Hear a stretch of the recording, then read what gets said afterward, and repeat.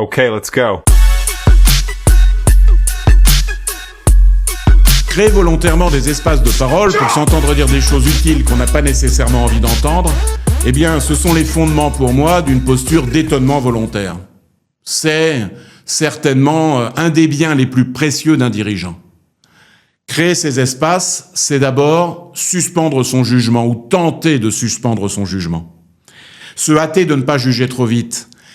Pendant 10 minutes, essayer en fait d'apprécier en soi ce qui se produit quand on rencontre une personne qui crée chez nous un effet d'étrangeté, crée chez nous une surprise, une différence marquante. Faire venir à soi en fait ce bien précieux de la première impression. Et ensuite le travailler.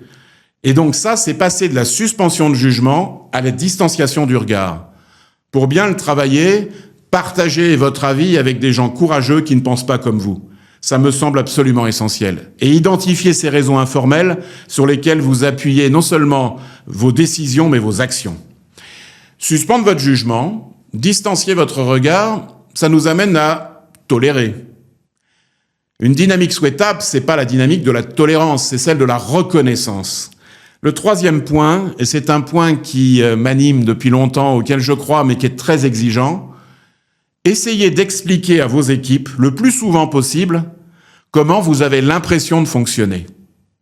Votre mode d'emploi, la manière dont, d'une certaine manière, vous faites ancrage dans votre vie, ce que vous avez envie de garder et qui vous semble extrêmement précieux d'offrir aux autres. Changez en échangeant, sans se perdre ni se dénaturer, disait le philosophe Édouard Glissant. Changer en échangeant, sans se perdre ni se dénaturer.